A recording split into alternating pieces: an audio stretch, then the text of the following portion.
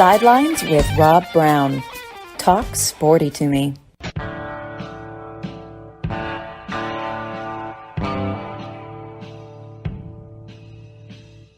All right, we are ready to go on this Monday. Sidelines going into week 11 of the college football season. Rob Browne broadcasting live from Red River Ford Toyota Studios, Wynne, Arkansas. And driving into the studio this morning, I saw 27, maybe there was 28, specks flying. Some crows were chasing them, ironically. But anyway, got a lot of rain up here the last few days.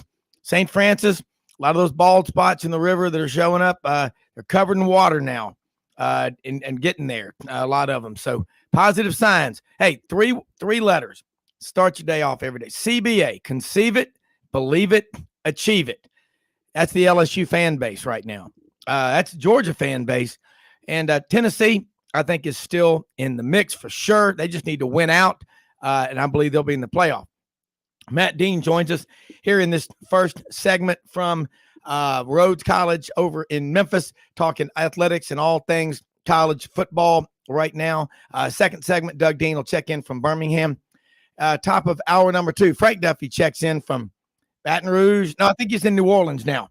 In New Orleans, he may not even be able to speak after having been at the LSU Alabama game Saturday night. I was getting a play-by-play as he was at the game until about 2 o'clock Sunday morning.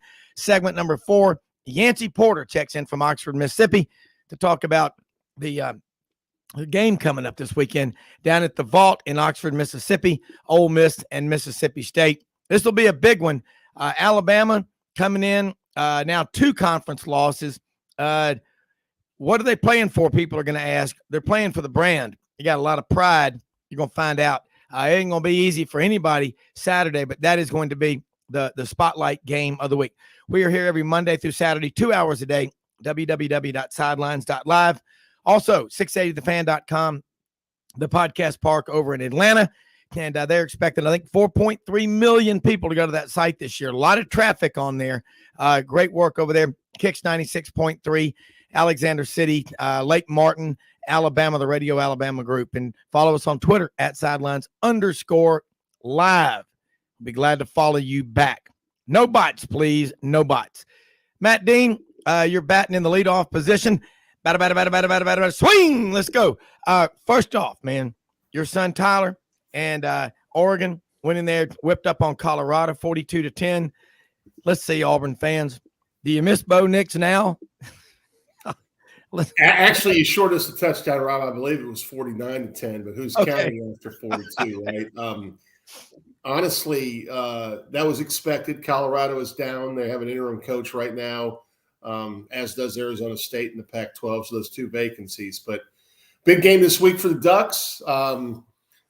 Washington, which is their rival, is coming to Autzen Stadium in Eugene, led by quarterback Michael Penix, an Indiana transfer who's had a really terrific year.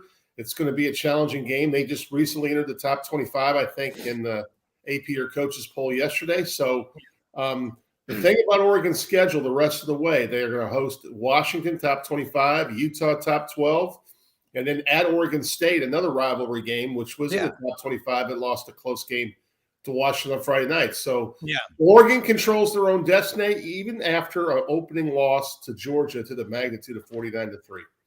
Well, I mean, I'm looking at the Pac-12, UCLA. Look at them. Yes. I don't know what's going on. It's weird because they've announced they're leaving to go to the Pac, the Big Ten. So It is frustrating. But Dan Lanning, as a coach, we all know he was at Georgia last year, and we always get the, flippant remarks from people that will say, well, anybody could have won with that talent last year at Georgia. We see it all the time, folks. Look, okay, Alabama. You telling me Alabama or Georgia, they're about 85% on that blue chip index, which means they're tied for the most talent of 4 and 5 stars on a roster. They've lost 2 conference games, barely beat Texas on the road, struggled at home to beat Texas A&M. They've got talent. Anybody can win with talent like that. When you say that, you're basically telling me that you're not thinking about what you're saying. What Dan Lanning did last year at Georgia was a generationally incredible defense. He goes to Oregon, picks up what Mario Cristobal left behind. And Mario had success, although he's probably wondering, what am I doing in Miami after that 45-3 beatdown at home against their big rival, Florida State University, Saturday. But talk about Dan Lanning. What does he bring to the table at Oregon in terms of coaching, the big picture, and recruiting? He's the total package. I will tell you this. My wife and I talked about this the other night. He inherited a tremendous offensive line from Mario. That was one of Mario's biggest strengths, led by Alec Forsythe, who is just a phenomenal football player at the center spot. But look at some of the portal things they've done since January when he got the job. You talked about Bo Nix. He's a legitimate Heisman candidate. In the backfield, Bucky Irving, a Minnesota transfer. I believe Noah Whittington, a Western Kentucky transfer. Chase Cota, wide receiver, a UCLA transfer. Christian Gonzalez, Colorado transfer, one of the best cornerbacks in the country. So I just think the energy in that building, the organizational level in that building, they have a really huge they have a plan. And I think he got that from his – I'm going to give a lot of credit to Kirby Smart. Kirby Smart took everything from the Saban tree and has developed some really fine people underneath him. And Dan Lanning is at the top of that list. And he deserves a lot of credit for not only what he's done with what he inherited, what he's brought in a short period of time, and he's brought in a tremendous staff as well. I think he's the total package. I think he's 35 or 36. He's going to win at a high level for a long time, guys. Hey, look, we got a lot of people, you're looking at big picture of college football. What happens on the West Coast, in between, East Coast, it all reverberates. It's all interconnected in a lot of ways. But I've been impressed. And again, I have to say this because I know what people are saying. Well, Georgia beat them 49-3 in the first game. Guess what? When you were 3 years old, you may have still been wet in the bed. When you were 15, you probably weren't. You get better with age and maturity. You should get better. And Oregon looks to me like they're getting better. And Dan Lanning's maybe 36 years old. He's from the Midwest, didn't you say? Kansas City. Sure. And look, I'm just impressed with what he's doing. And same thing with what Chip Kelly did at UCLA by going with the youth movement a few years ago and said, look, what I've got here to work with now is a mess. I'm going to start playing my young guys.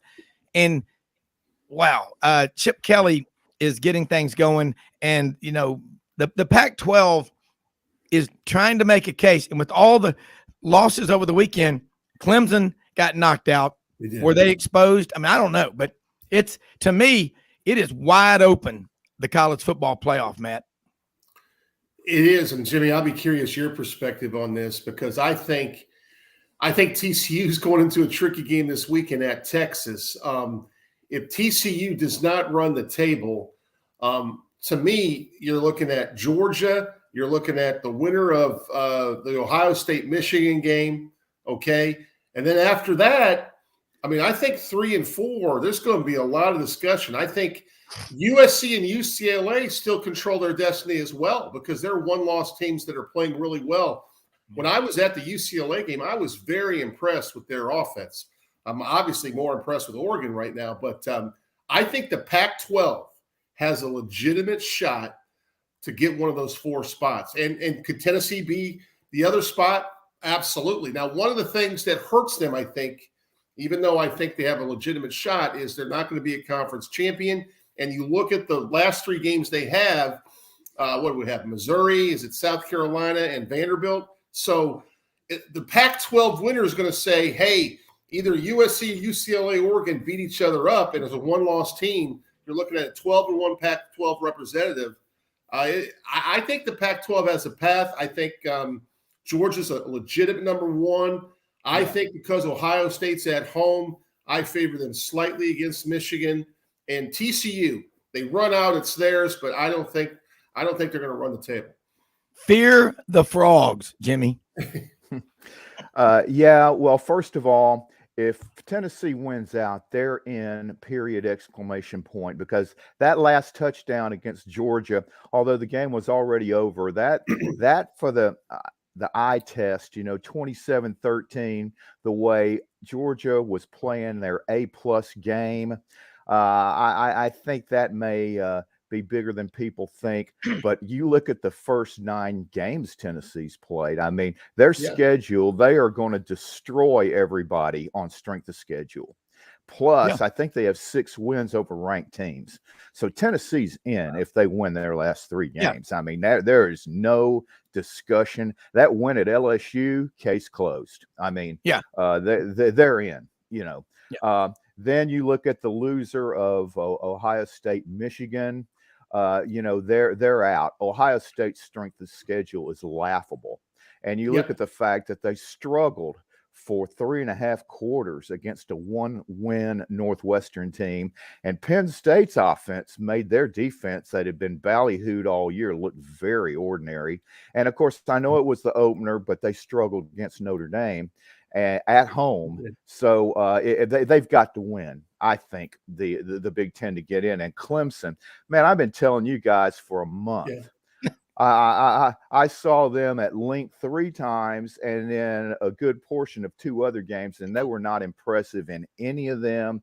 And you know, that was proven on Saturday night. There's just no way, no how. In fact, just 1 loss just completely knocks them out, but then a blowout makes it even worse, you know. But TCU, that's the big question. But I agree with Matt. They're not going to go undefeated. They have Texas on the road this week and at Baylor next week. I just don't see it happen. They've been playing with fire in too many games. And I would argue that had Kansas not lost their starting quarterback, Daniels, Kansas could have a shot at still being undefeated, but they would have won that game. But that's all that matters, though. TCU has won every time they've gone out on the field. And if they do go 12-0, I don't know how you keep them out. You can't. Jimmy, let me ask you this, and Matt, both of you. TCU gets behind in most games. One of these times they're going to get behind against the wrong team. Just they're not going to be able to come back, but they are undefeated. And I agree with you. We kept saying about Clemson, look at them. They're just they have not been the same program. Last year, their dip was a 10-3 season, but I just don't think they have an alpha male quarterback stud there. Maybe they're not playing the right one, but man, they did. Notre Dame jumped on top of them 21-0. I thought I was getting, Harry Carey telling me that drunk in the 8th inning. Bears win. I mean, it was tough to. And Jimmy, the only thing you said wrong in your previous comments was I told you guys. No, I told y'all. Now you got to get back down here more often. But I mean, no, I agree with you about Clemson, and I like Clemson. I love talking about Clemson because they're a Southern team.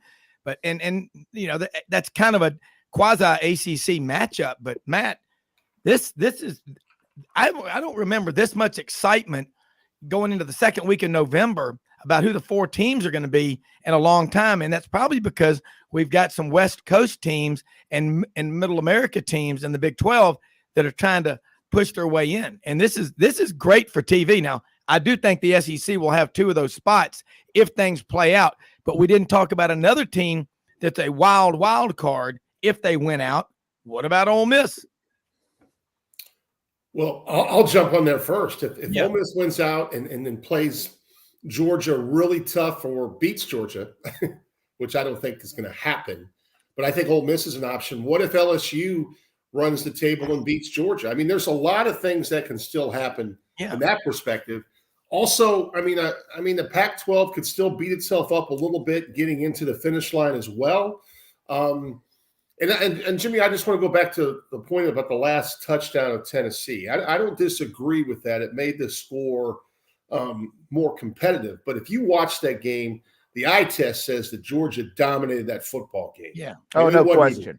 It wasn't even close. Now, so I guess my question to you is, if that's the case, then Tennessee better not turn the ball over or have a close one at South Carolina in 2 weeks either then, right? Because if we're going to get that technical about a touchdown late in the game, they better close the deal against a pretty good South Carolina team. With Georgia went in there and just manhandled them. So then I'm looking for Tennessee to make sure they dot all their I's and cross their T's these next 3 weeks too, correct?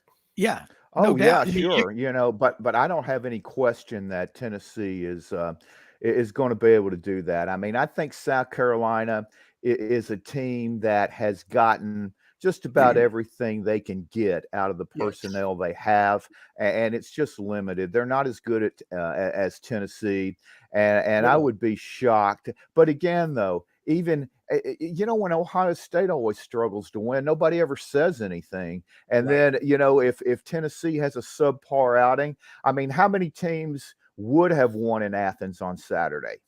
I don't think anybody, Not the way Georgia played. And again, forget about it. Right. And the quality of wins they've had, the only team to win in Baton Rouge. So it's just going to be tough to knock them out of there. And Oregon and the Pac-12 in general, I mean, they have, really helped themselves a lot in terms of perception. But man, if you're on that committee, and it was a long time ago, but man, I don't know if they'll ever be, if they did get in, there'll ever be a team in the 4-team setup that gets in with a 46-point loss. But certain coaches will have a hard time with that. But again, the job Dan Lanning has done there is remarkable. And by the way, Lanning was a graduate assistant under Nick Saban on the 2015 national championship team. I mean, Saban's tentacles are everywhere, and that's probably why he ended up on Kirby Smart's smart staff the very next year, because had Saban not recognized him, brought him to Alabama, Kirby may not even have known about him. So, it's just amazing how all these interconnections take place in the coaching world.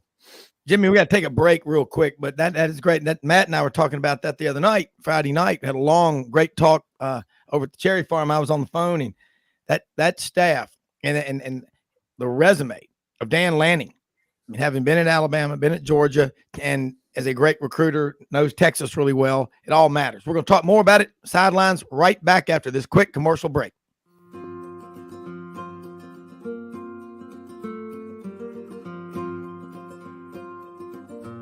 Hey everyone, my name is David Wisdom. And I'm Shelby McNeil, and we're attorneys with Haggard, Cleveland, Pierce, Thompson & Short, your local Auburn law firm. Established in 1959, right in the heart of Auburn, Haggard, Cleveland, Pierce, Thompson & Short has grown in response to our clients' legal needs. We're a full-service law firm focusing on the legal issues our clients face. We take pride in providing our clients with exceptional legal services, ongoing communication, and skilled representation. If you have any questions about our services, please give us a call or visit our website today.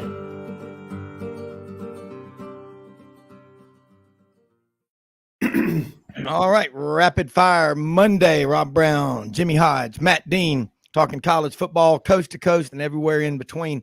I do think Jimmy's right. The national media's team is Ohio State, and that's not a knock against the Big Ten. It's just that, Matt, they have minders, and Jimmy and I, we talk about it every year. They have minders on every TV set, making sure that narrative is put in there. Michigan's good too, but right now that's a 2-team race.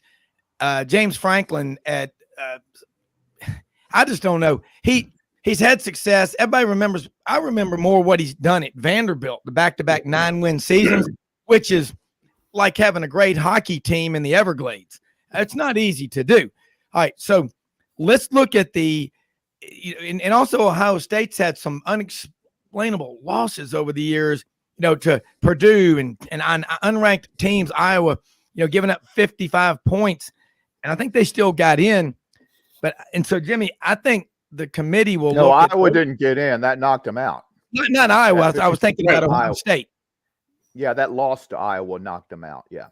That did. Okay. But there have been some rather just, you think back to the BCS in 2007. What would the odds have been in the preseason, Jimmy and Matt and anybody listening in the free world?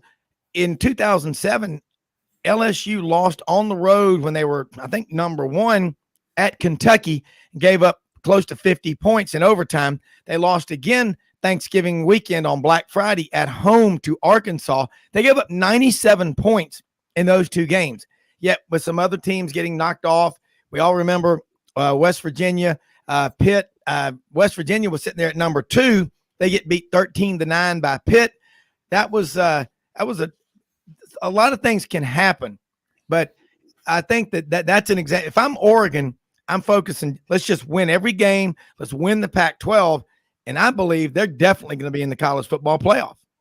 And that's what I think will happen. But Matt, now let's look down here in the SEC and focus on this Alabama Ole Miss game. You know, we talked about Ole Miss if they win out, but LSU has the tiebreaker. If LSU wins out and Ole Miss wins out, it's LSU regardless because they hold that. And their other loss was to Florida State, a 1-pointer in the first game in the Superdome against Florida State. What are the odds of Ole Miss and LSU both running the tables? Looking at their schedules, and you know what they play. Well, first of all, I just want to say, Alabama has had the toughest road schedule of any SEC team. You look at the way they played Tennessee, who we're talking about obviously now in the Final Four. If they manage the last 30 seconds better, they probably have that kick like we talked about, Jimmy, a couple of weeks ago, to go at worst case scenario into overtime if they miss. They lose to a really – I mean, how much LSU's improved over a month since Tennessee beat them 40-13. And coaching matters. Brian Kelly's done a tremendous job. They have a lot of impactful first-year guys. I just think it would be tough for me to visualize a Saban-coached team losing 3 games in the SEC. And maybe I'm just too old school, but I think for Ole Miss to run the table, if they did that, they would have to win against Alabama. They would have to beat Mississippi State. Now, I don't know who their third opponent is, but I think the odds are tough on that, in my opinion. Well, you're not going to have any sympathy. Alabama's not going to get any sympathy from the other 13 schools in the league. Their schedule. Nobody does. I mean, look what Auburn did. Let's move that Georgia game so we don't have the mid-November Georgia and then a soft opponent and then a week later Alabama. All they did was just exchange and put Texas A&M in there. Of course, they're not filling their part of it, but it could be LSU. I wish, looking at it now, I wish Auburn and Georgia would go back to playing the November. It's just better in November. Of course, I just wish Auburn could beat Georgia. But I think that LSU, Brian Kelly, he's on a trajectory. Even if Ole Miss goes 11-1, I would, and LSU finishes 10-2. He's my coach of the year in the SEC, if not the nation. Jimmy. Yeah, well, Brian Kelly is an elite coach, and I mean, he senses things during a game on what is the right move to make, and going for 2 at the end of the game, I thought was the perfect time to do it, because again, just everything seemed to be in their favor, despite the fact that Alabama offensively scored 15 points in the fourth quarter. I think he sensed, I don't think we can stop them. But in this situation, all we have to do is convert on one play, and we don't have to worry about that anymore. And it was a fantastic play call, and they executed it. And, they just found a way to win. And, yeah, you look at Alabama, and what's so amazing about them is that you could say that they certainly played poorly defensively against Tennessee. In the second half, they just couldn't get it done against LSU. But yet they have what everybody can see are some obvious flaws, but yet it takes until the last play of the game to beat them in both of their losses.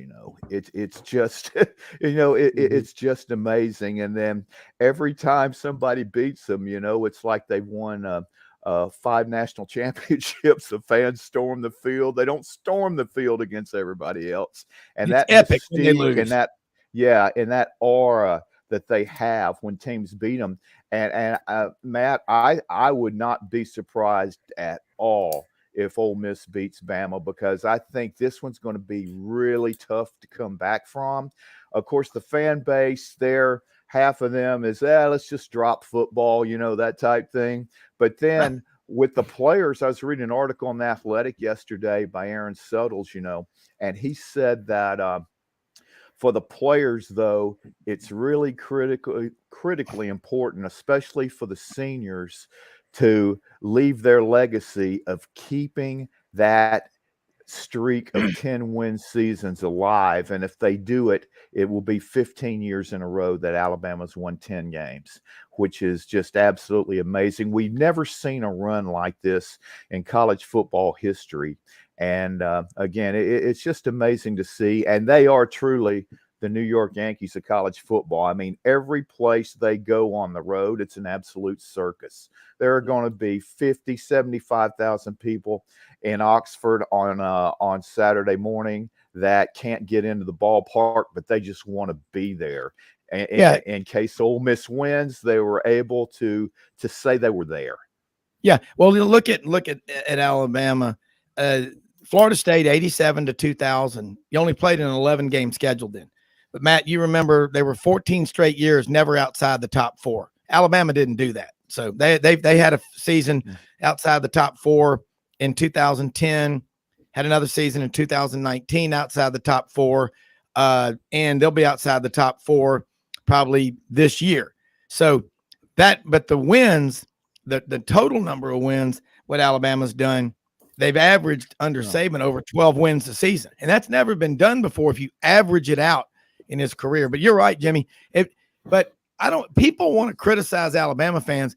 If you win like that, guys, Matt, if you're used to eating it, the best steakhouse in town, and suddenly you got to go to, a dump and eat a $3 steak like shoe leather, you're not going to be happy. You can't fault Bama fans for being upset. But, I mean, the message boards, a lot of those people, I think, Matt, are in the nervous hospital when they get on there and type some of that stuff out. But golly, the SEC, Alabama and Georgia have not really had any competition the last few years. Now LSU's coming back. Tennessee's coming back. Ole Miss with Kiffin. It is about to get a lot tougher than it has been. And if Auburn gets the right coach, they'll be back in the mix. I mean, and they beat Alabama more than anybody. But Auburn fans right now are going, well, we can't beat Georgia. And Matt, I just think this SEC is going to get a lot tougher in the next few years. And as great a coach as Nick Saban is, he's going to have to – I'm sure there are going to be some changes on their staff, wouldn't you think? You're probably right, but I want to go back to what Jimmy said earlier in the show. We were talking about Ohio State, and they just struggled to beat a one-win Northwestern team. The thing about the SEC, I grew up in the Midwest. I grew up a Big Ten fan. Ohio State doesn't have to go on the road and play in conference play at LSU and at Tennessee. I promise you that. They play Michigan every year. I get that. But their schedule this year, my Hawkeyes are down. They have not – Penn State was their only other game, and Jimmy's right. Penn State's offense, if it wasn't for a Sean Clifford pick six in the fourth quarter, that's probably a one-possession game. Yeah. I just think the depth of the SEC, it's not going anywhere. All these staffs are recruiting at a really, really high level. Rob, you know this. Auburn's just the right hire away from being back in the conversation. I mean, that's just the bottom line. And I'll tell you, going back to that stat about Alabama and 10-win seasons, I didn't know that. I would not bet against him the rest of the way. I would not. Bryce Young, that play he made in getting out of the pocket, eluding defenders to hit for the touchdown late in the game, Jimmy, that's as good as play as you'll find in college football the entire year. I think Bama runs the table, and I think LSU is still going to go Arkansas. And I don't care what you say. If Wegman starts in that last game at College Station, there's no guarantee that LSU runs the field. We could see a Bama-Georgia rematch, in my opinion. Really believe that. There's no easy outs in the SEC. And especially at this time of year, teams are playing not just for bowl eligibility, but for a better bowl. And every coach wants that extra 20 days of practice. It gets down to something that simple. But again, Alabama, everybody they play, it's like Kentucky basketball has always been.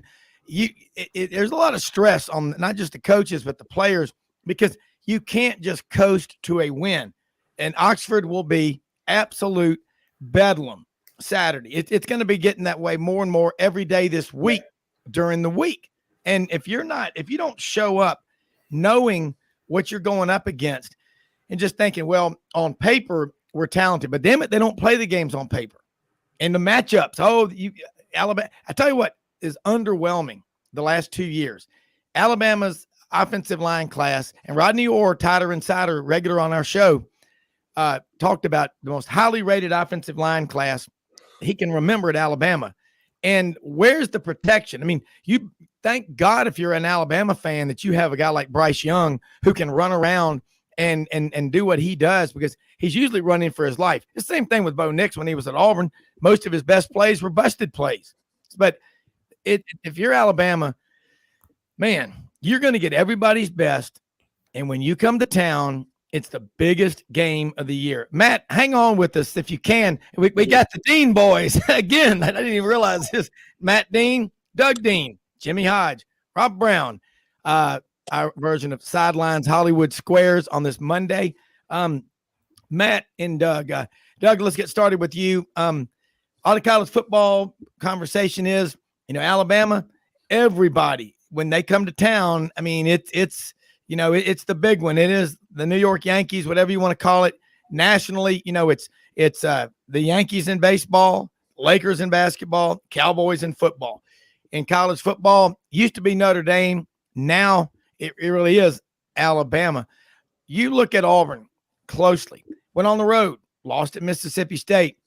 But for the first time in a couple of years, I saw an Auburn coach that looked like he actually loved Auburn, loved his players, loved being there, and was absorbed and caught up in the moment and poured his heart out.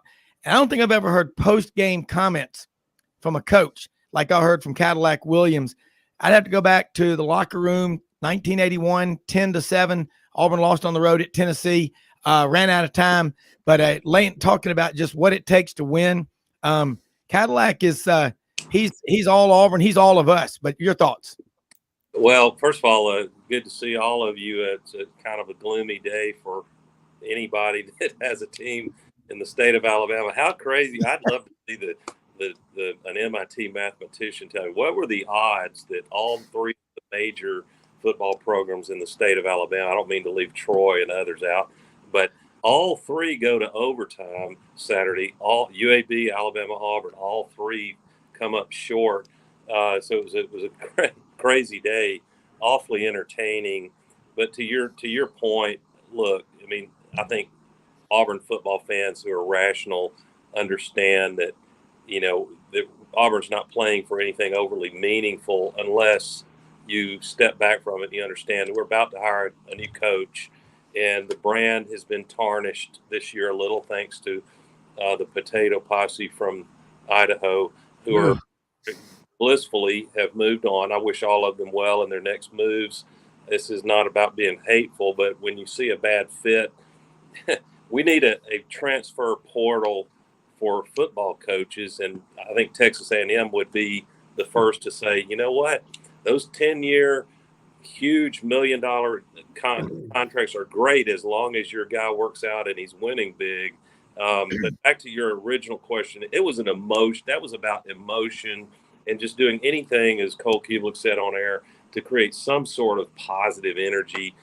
And frankly, mainly to let some of these players who spill blood and work so hard and don't get the help and support they deserve from a coaching staff. And Gus didn't help with what he left in the cupboard either. But it was really great to see that game. I'd hate to have been that piece of chewing gum on Cadillac early in the game. He was clearly learning for up close and personal, guys, that it's one thing to be a great running back and line up in the power eye and toss the ball and run. Cadillac had some reps doing that.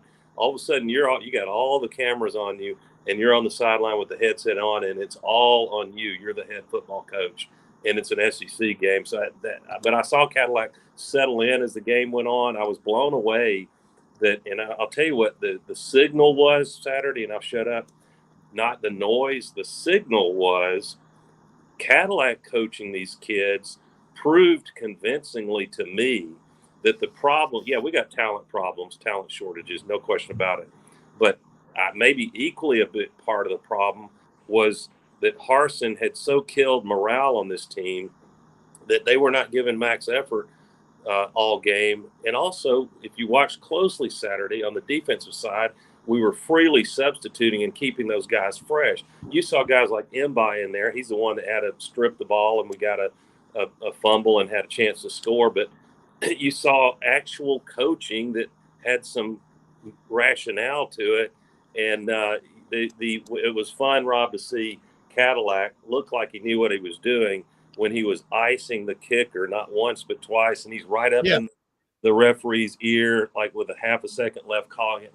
And the way that if life were fair, which is not, if life were fair, that game, with all due respect to my Mississippi State friends, that game would have ended with a shanked field goal on the actual attempt at the end. So I was happy to see that for them. But Texas A&M comes to town, I can promise you Jordan Hare Stadium will be packed for one reason, and that'll be Cadillac.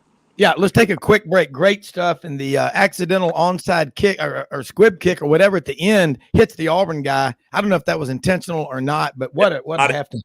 We'll be talking about more of it right after this quick commercial break on Sidelines.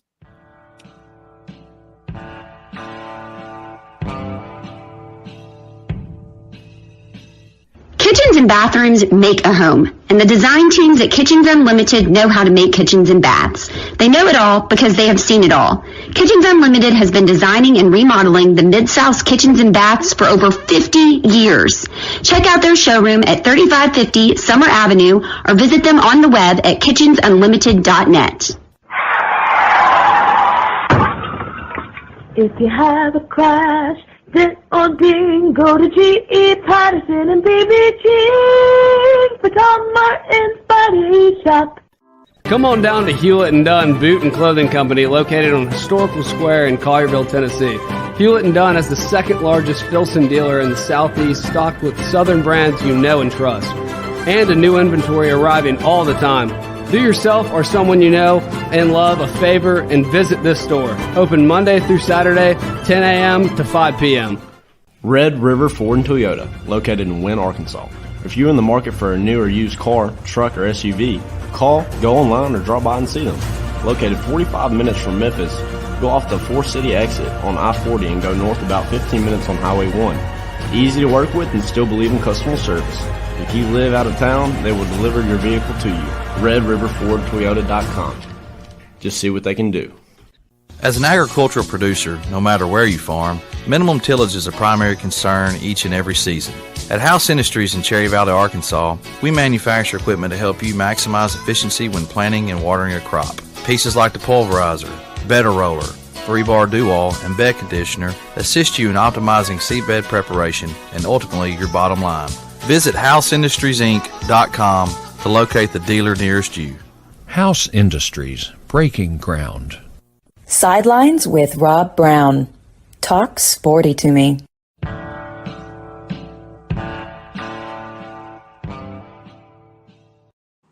All right, guys, interesting stuff. I know, Doug, you've got some comments about overtime, but watching that Auburn Mississippi State game, Mississippi State now they're already 6-3. They're bowl eligible. They are pretty damn good team. They got a hell of a quarterback, but I was just like you say, if you're an Auburn fan, the fans appreciate effort. That's what it's all about. And Cadillac after the game went over to thank the fans.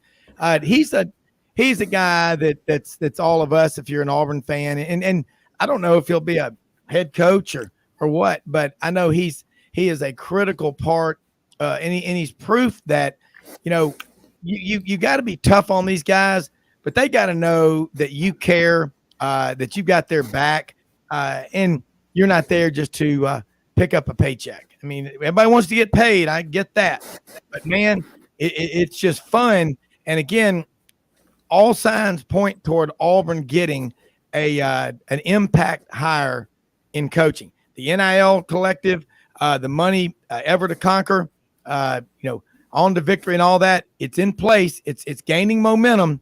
So Auburn's opponents last couple of years, especially after the Texas A&M loss last year, kick Auburn while you can, get your free licks in while you can, because those days they ain't gonna be around much longer. If you're Auburn, you better hope they're not, because if Auburn doesn't get this hire right, they're going to slip into that abyss where they don't want to go. You just don't want to even talk about it. But Doug, your comments on overtime, I want to hear them. Yeah, I'm going to lead into that. First of all, I wanted to do what I hope people understand, and that is I respect Cadillac Williams too much as an aspiring coach to engage in, let's call it the soft bigotry of low expectations just because he's an Auburn legend. Cadillac be the first to say, in fact, he did say, I think, post game to his players, very emotional locker room speech. And you can tell they're, leaning on his every word because they respect him. He's been in the wars. But it was inexplicable, I thought, that early in the game to go on 4th and 1 or 2 down at your own 20 or 25. And, of course, next play or two, State hits a touchdown pass. But I think he was intent on being aggressive all game. Or maybe he's got an analytics guy. We should fire every one of those analytics guys. Reading binders on the damn sideline. They don't. The math doesn't always tell you. There's knowing them. Just because the math says it works to go on 4th, you got to consider who your quarterback is. And Robbie Ashford threw for 32%. So that's not the analytics go out the window. Back to overtime, I think, and of course the Alabama LSU game was the poster child for what I'm going to say. I think that the college football overtime rules have long since outlived their usefulness, and here's why I feel that way. I think that it gives an enormous and unfair advantage, arguably, to the team that gets the ball second in overtime. Now, how is Alabama? And I'm not here to be an apologist for the GOAT, Nick Saban, but what are you supposed to do if you do get in the end zone and the first one to score? You kick the extra point. Now maybe a long shot underdog says, I've got a chance to make 2 here, and I'll put a lot of pressure on them. I don't think they would. That'll get you fired. So LSU had the unusual advantage of when they scored. They can make the game a one play, win or lose on one play, and it just doesn't seem like normal football. I'd rather see them put 5 or 10 minutes on the clock, similar to the NFL, and let them keep playing. Whoever scores first has the edge. Maybe you give the other team one offensive possession, but that's my vote on overtime, Rob. Yeah, Matt Dean, what do you think about that? That hadn't been put like that to me before, but you make a lot of great points there. I do like that thought. I also just want to play devil's advocate with player safety. And as many ties as there are in a college football game, if we start adding an extra 5-10 minutes to that clock, are we putting them in more peril? I'm just throwing that out there because I agree with the rule change. I would be all for it, but I think you're going to have some advocates of player safety. That's fair. That's fair. That's just my initial thought. But I will tell you, when LSU scored, I was just sitting there thinking, is Kelly going to go for 2? Is he going to do this? And I just thought it was a real gutsy call because eventually you have to do so anyway, the way the rules are formatted, like you said, Doug. And I think another thing I want to also say about Auburn, because I'm a former coach, when you get down, was it 24-3 at half? Am I right in that close to that? Just the fight that those young men showed for Cadillac was just it warmed my heart. I thought it was an incredible story of how they responded, and they came out and tried to win the football game, not only for Auburn University, but for Cadillac Williams as well. Yeah, I mean, that's exactly it. I detest losing, but I actually felt the effort those guys gave. Hell, man, what more can you ask for? And the genuineness in the comments, the post-game comments. I mean, Cadillac was emotional. I mean, I remember him, when he played at Auburn. I mean, that's why I just every time I respond to anybody on a message, I say he's all of us. I mean, and I don't know if he'll be a great coach, whatever, but he shows the signs of he could be because he gets it. And he went up. I watched him in the pregame. He went up to every player and said something to him. Every player. And let them know, said something to him. And he gets, and Matt, you know this as a coach. Every player is motivated by things that are different. They're not all the same. And the fact that he did that, he let them know that you matter. And I don't think they've heard that in a while from the big guy that's now going back out to Potato Land. Rob, one other, and this is in nitpicking brought to you by a sponsor, but I was shocked that when after that weird think I've got my sequence right. That weird attempt at a squib kick that became an onside kick, careening off of Sean Jackson.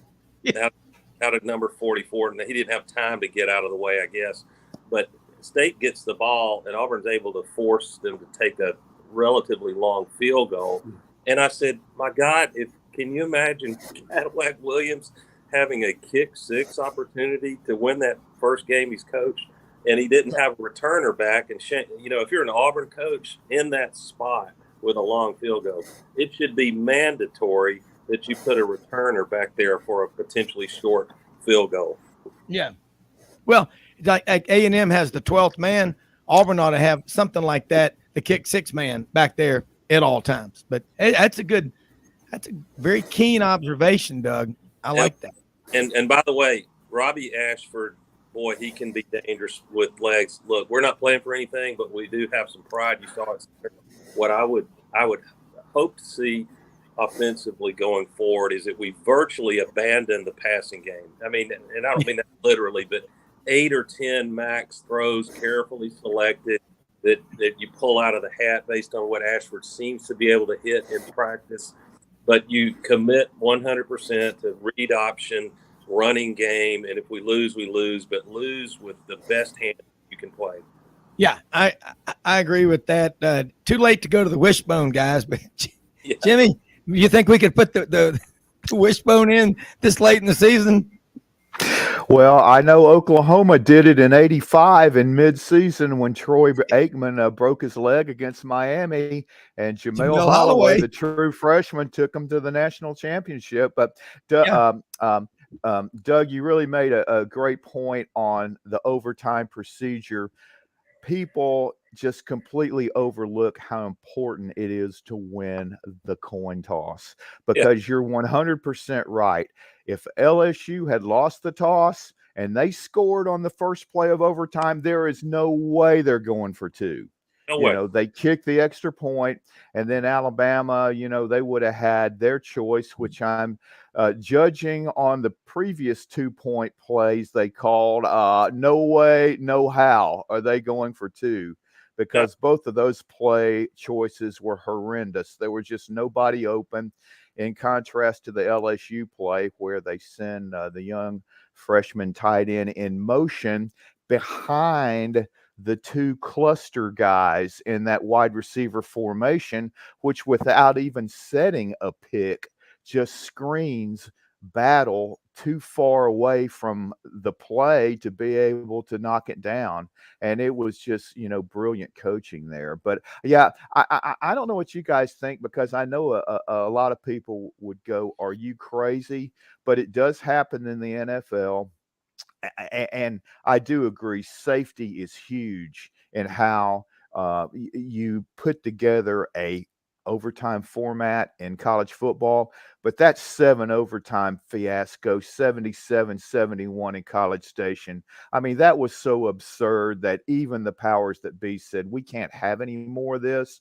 But my thought on it is, play it maybe like the NFL, a 10-minute, maybe 12-minute overtime period. And then, and I can't understand why in the NFL they just don't duplicate what they're doing in the Super Bowl now. Both teams have to have the ball once.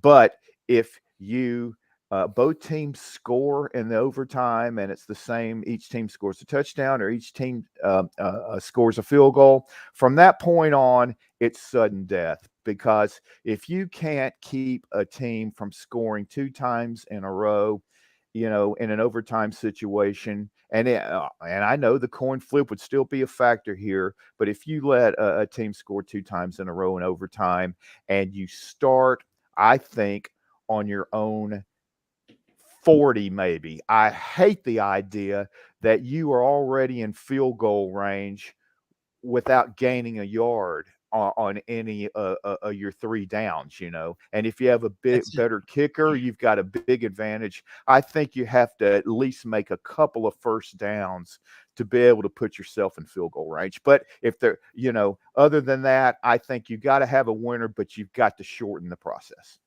I couldn't agree more. And hey, it needs to be footnoted, going out west here, but Auburn people, or really anybody in the SEC, you have to be mean-spirited not to feel happy for Bo Nix.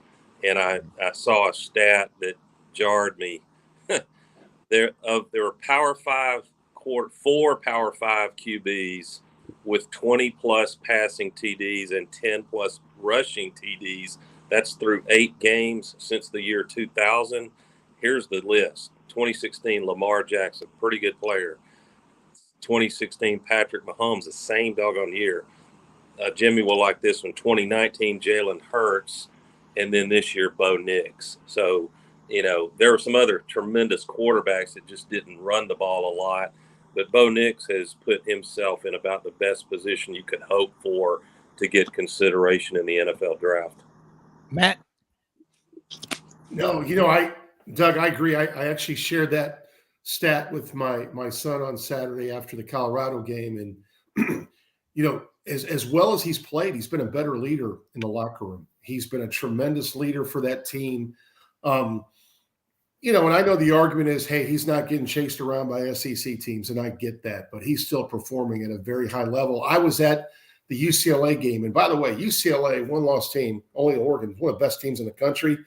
He carved UCLA up. They put 45 on Chip's team, and quite frankly, they're in a situation every week they're trying to go 1-0 to get to the Pac-12 title game. And I throw this comparison out. Now this is, but physically, he height-wise is not much different than Drew Brees, who played at Purdue. And I watched Drew when he was a college quarterback. I think Bo Nix, his stock is escalating, and I think you're right, Doug. His draft status is going to escalate. I don't know what round, but I think you got someone.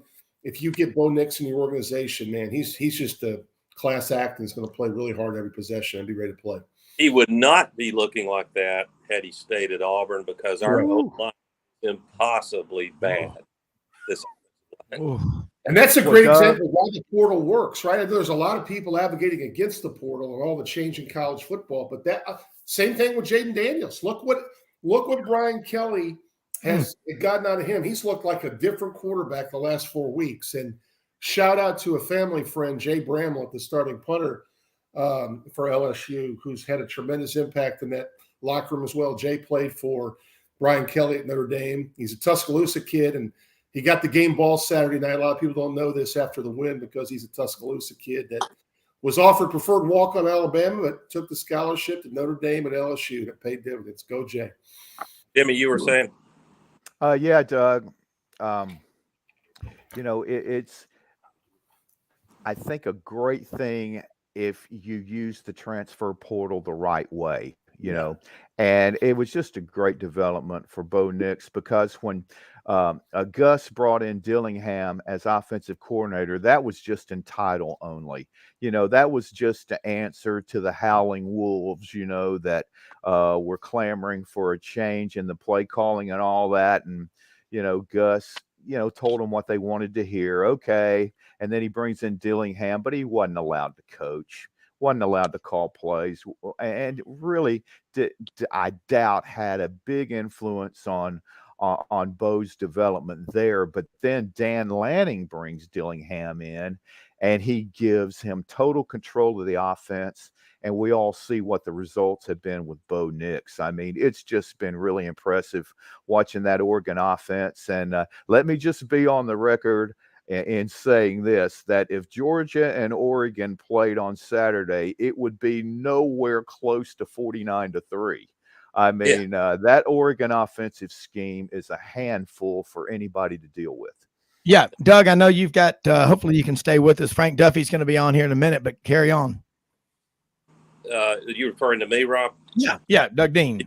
I got a couple minutes, and by the way, I guess he'll join us in a second, but good God, Duffy is going to be insufferable now. Am I right, Rob? Oh, well, I mean, if he can talk. I mean, Frank Duffy was down in Baton Rouge, sponsored by Woodford Reserve. So, I mean, he had a hell of a time. Well, and as Jimmy has said on many occasions, not always about whoever Alabama might be playing, but we must remember the fundamental rule that the other guy is trying to win too. I mean, it's breathtaking it's breathtaking how Brian Kelly and LSU has patched things up and gotten better game by game. That's all you can ask as a coach, that the players get 5 or 10% better every week, and they're ready to go now. Hey, Doug, hang on with us if you can. We're going to take a quick commercial break, but I'm with you. You go back to in game 1, Brian Kelly, the way he is now, he'd have gone for 2. They may have likely beaten Florida State and be a 1-loss team right now, but your record is what it is. More Sidelines with the Hollywood Squares Roundtable after this quick commercial break on Monday.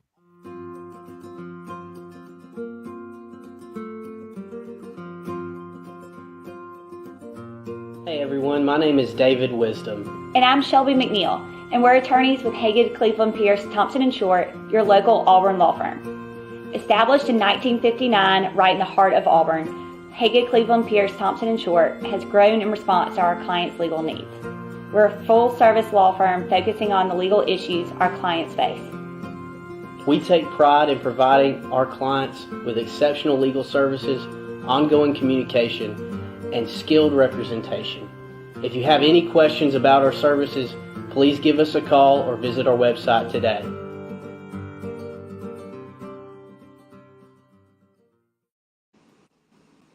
Now more than ever, it is so important to shop local and to buy American. For 60 years, Hewlett & Dunn Boot and Clothing Company has been on the historic Collierville Square, and we strive to sell made in the USA products when available. With over 7,000 pairs of Western boots and work boots in stock for men and women, come and see our huge selection of clothing, jeans, and accessories from top brands made in the USA. Please support local business and come shop with us at Hewlett & Dunn Boot and Clothing Company. God bless the USA. Oh, I love Hewlett & Dunn Boot and Clothing Company on the historic square in Collierville, Tennessee. Hey, go to their website, hewlettandunn.com. They will ship anywhere in the country, anywhere, but they are great people. That Big Sam on there, man, folding his arms, anytime you can, buy local, buy American. Got kid number 7 on the way. He is a patriot. So are Charles and Laura and everybody out there, Raven. Great people out there. And I know Ainsley, who is on one of the commercials for the boots, she's an Auburn student. Her mom and dad went to Auburn. So I tell you one thing, the orange and blue is everywhere. Doug Dean, Frank Duffy is here comes Duffy, man. And it's kind of like Jonathan Winters coming on the Tonight Show. But Matt, if he's here with it, but let's do this. And we want what we want to do is I want to say looking at the big picture of college football right now. And Matt, I mean, Doug, before we go to Frank, tell me this. What are your thoughts? What are your thoughts on, Doug, where Auburn goes? I mean, we've heard a lot about Dan Lanning and all, so I'm just curious what your thoughts are. Yeah. And this is worth maybe a cup of coffee in Park in Arkansas, whatever that little diner is called. But everybody's got a source, right? And that's why we say from an anonymous source who chose not to be named. As we sit, and this can change, my understanding is that Auburn is all about Lane Kiffin until they're not. In other words, he's not even talking to anybody right now, at most maybe through his agent, because he's laser focused on seeing if he can figure out a way to win this game against Alabama, which he didn't get any help from LSU. I think they're going to be a pretty mad team coming into Oxford.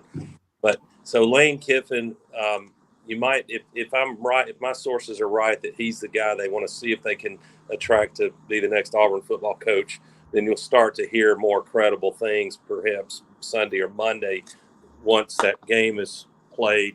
But 1B, if Kiffin's 1A, I think 1B is 36-year-old Dan Lanning. I heard y'all talking about him when I came on. Yeah. And the more you study Lanning, the more there is to like, in my opinion. It's all of these hires are a gamble. I tell people, please don't try to insult my intelligence telling me that any of these candidates are a can't miss with zero risk. It's really a discussion of what risk profile do you prefer as the fit at Auburn University. And I could enumerate all of them, but the only knock on Lanning really is he's, because of his youth, his resume, just in terms of years, is a little thinner than some of the other candidates. But boy, there's a lot to like about Dan Lanning. Well, there is, but again, a lot of people will say anything short of Nick Saban or Kirby Smart is a gamble in today's world, and you're not going to get either one of those guys to go anywhere. So, Frank Duffy, check in with us right now if you can talk. If not, use sign language or write out on the telestrator or something like that. But welcome to Sidelines. What a Monday after a big college football weekend in Baton Rouge. I just remember sometime on Saturday night, I saw a bright white light and I heard somebody yell clear. And I'm telling you, it was on like I've never seen in Tiger Stadium before. I was there in 1982 when we beat Florida State to go to the Orange Bowl. I was there in the earthquake game in 1988. I have been in that place 07 when Jacob Hester and crazy Les Miles went for it on 4th down 4 times on the drive to go on to win the national championship. But I have never in my life in Tiger Stadium experienced what we experienced on Saturday night, having the stones to go for it against Bama in that first overtime in a win or lose situation, and to have a play that you knew was going to work so well that you didn't even snap the ball when Alabama had 12 guys on the field, because you didn't want to risk moving it a yard closer to mess up the play. I'm telling you, I've never seen anything like it. LSU and Tiger Stadium lost their collective minds. I'm sure you've seen the videos of it. There was no hole in that crowd back. It was, in my opinion, one of the greatest wins that stadium has ever seen. Wow. Well, I thought it was. I mean, it was incredible. And Alabama's number 6, and I think you said only 5 times in your lifetime have you seen LSU beat Alabama at Tiger Stadium. And Brian Kelly, as a coach, so calm down there, but he knew when he went for 2 what that would mean to the people of Louisiana. I think that's why he did it. And you made a good point. Why didn't he do it in that first game against Florida State? Well, that was his first game, and he was just trying to go for a sure thing just to get a win, because and there, the crazies came out of the nervous hospital. They didn't get their meds, I guess, in the first game. He's not a good fit. He's never going to make it. I mean, these people that react like that, seriously, stay on your medication or just don't say anything at all. Those of us who are true Tiger fans knew what we had in this guy. And you can go back, we discussed it leading on. In fact, Doug and I have had this conversation even offline numerous times. We knew what we had coming in with Brian Kelly. Again, he was going to be the adult in the room. He was going to keep his eyes on a prize. And when I tell you what he's really done, which is the incredible thing, is he's galvanized all of our resources. I mean, you're not going to believe what we're doing now in recruiting. And we had 2 kids commit before they went to bed on Saturday night. That's the excitement of what he's bringing. So what he's done with this season is amazing, because he's done it with duct tape and Gorilla Glue. You saw what our lineup looked like out in the desert for the bowl game. So when you have a team that believes in their coach, and their coach then puts faith back in that team and says, you know what? We're playing Alabama. This is for the lead in the West. And you know what I'm going to do? I'm going to win it right here in the first overtime. That message that you send to your team, to your fan base, to your program, that's not mistakable. And I agree with you, Rob. The Brian Kelly, the tentative Brian Kelly in that first game, if it was Brian Kelly of October, Brian Kelly would have gone for it against Florida State, and it was proved out by the Brian Kelly of November. Man, I'm telling you, that took stones, and man, he knew he had to play, and he pulled it off. And But Rob, the thing I would add to everything Duff said, and Duff, you've more than earned the right to be irrationally exuberant this morning. Of course. An Auburn fan more than most understands the suffering. And by the way, to my good Bama fans, we should all be so lucky to feel with a 2-loss season. The but that's what Alabama's built a brand of winning championships. So the only thing I would say is, I told Duffy, I felt like Brian Kelly had the wisdom to understand that his fan base, not that they get a vote on play calling, because, the great Gene Stalling said, you start listening to those fans about what plays to call, pretty soon you'll be sitting up in the stands with them. But Kelly would have been forgiven by the fan base. They'd be bummed out, but if the play had not worked out, he'd be forgiven because he was ballsy about calling it. It might be unfair that they got the ball second. Alabama didn't know they needed to go for two, but that's football. Them's the rules right now. So congrats to LSU on a remarkable season. And Duff, the only thing I'd say is I don't think y'all are so dominant that you can go slop around these next two games. No. The Piggies have our complete attention. It's an 11 o'clock start. LSU better be focused when they go to Fayetteville, because the drill's not done. And I think Kelly's the type of coach that he's not going to let that happen. I really do. I can't say that about his two predecessors, but I think Kelly will have them ready to play. And look, here's the thing. A lot of these kids that are playing on that team right now were brought in. They played at other programs. This is not their first rodeo. This is not – we had great freshmen, Harold Perkins Jr., Mason Taylor, our two offensive tackles. We've got great freshman players, but we also have a core of older players who transferred in the transfer portal because we needed them. We were depleted. And that, I think, will keep their attention. But, we got to beat Arkansas. I got to get, guys. Y'all have a great day. All right, Doug, you too as well. Brother. Thanks so much.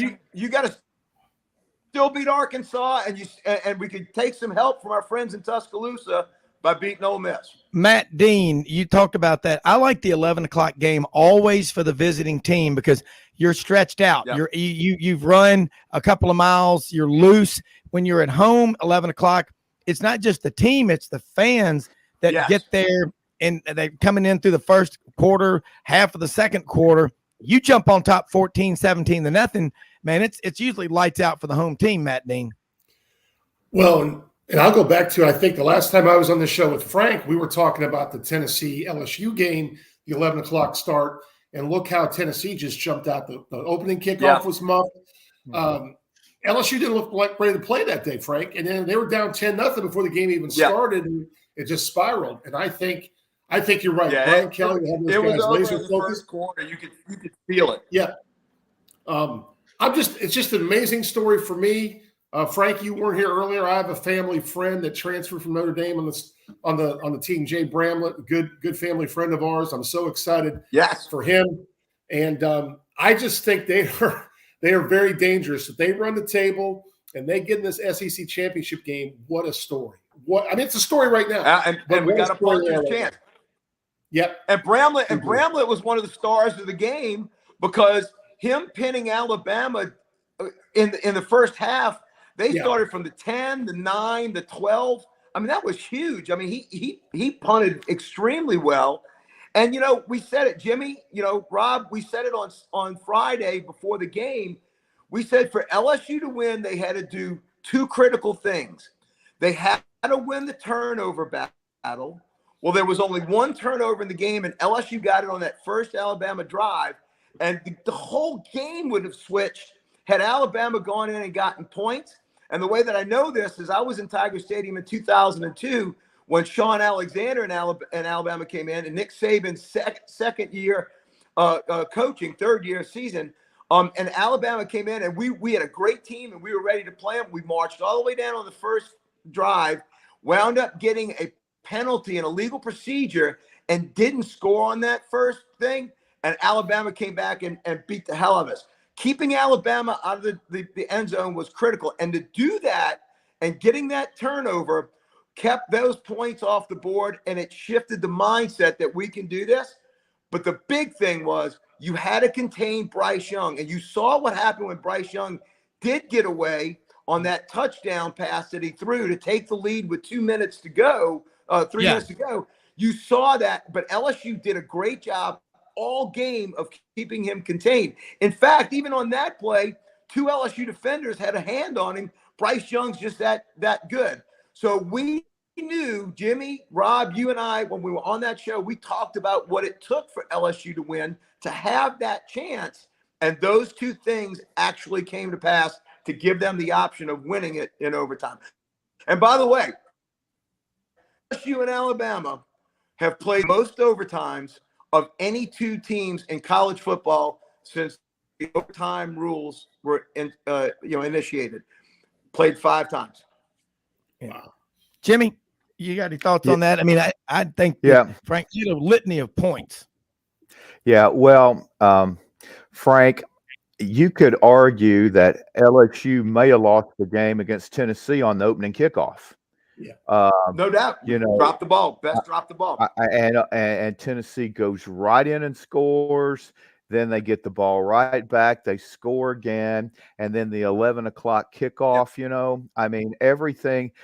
You knew there was no way on earth Alabama was going to get a daytime kickoff in Baton Rouge. I mean, from the networks this time around. But I got to tell you, though, Frank, I could safely say this. When you talk about LSU fumbling that open kickoff against Tennessee, Alabama could kick off 1,000 times to LSU and they wouldn't drop a kickoff. You know, I mean, you know, it just against Alabama, bring out the you best have in it. I'm just gonna tell you.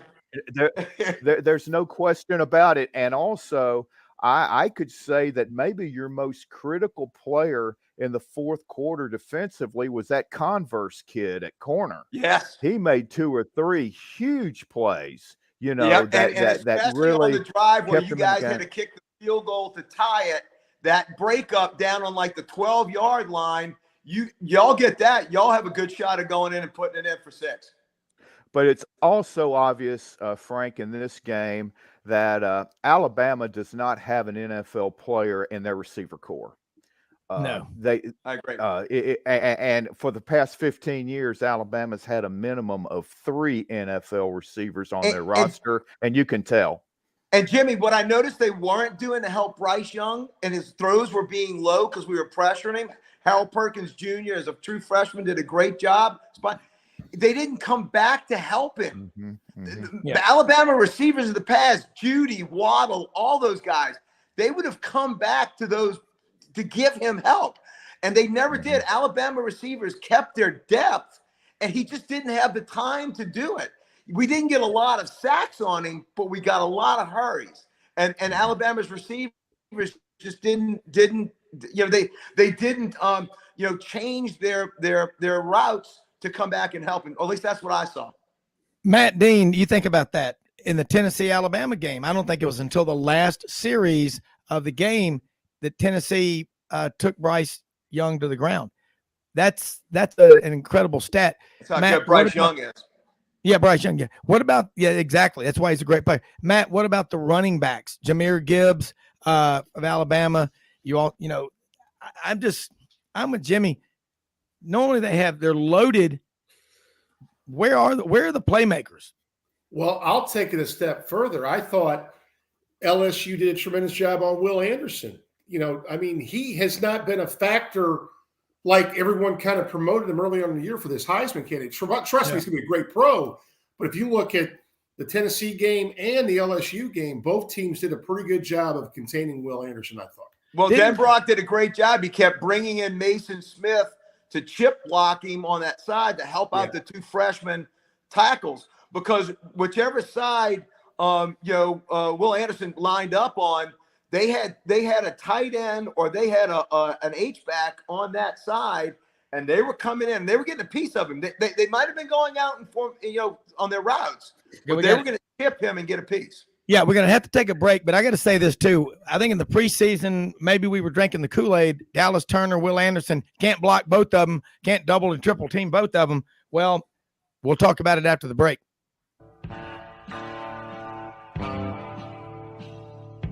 Hey y'all, it's Ainsley from Hewlett & Dunn, just coming to let you know about our new collection of boots. It's going to be our dress boots. They're the Horsepower collection, and they're genuine exotic leathers and really comfortable. Comes in all different sizes and patterns, so come check them out.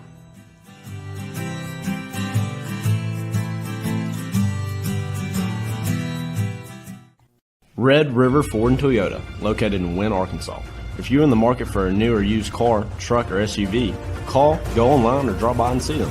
Located 45 minutes from Memphis, go off the 4-City exit on I-40 and go north about 15 minutes on Highway 1. Easy to work with and still believe in customer service. If you live out of town, they will deliver your vehicle to you. RedRiverFordToyota.com. Just see what they can do. Strengthen your seed zone this spring with quality tillage equipment from House Industries. Located in Cherry Valley, Arkansas, House Industries specializes in manufacturing superior equipment that will minimize your downtime and keep you working in the field. To ensure the highest quality control, all design, fabrication, and testing takes place in a 99,000 square foot manufacturing facility located right here in the heart of the Delta. Locate your nearest House equipment dealer online at houseindustriesinc.com. House Industries, breaking ground. Sidelines with Rob Browne. Talk sporty to me.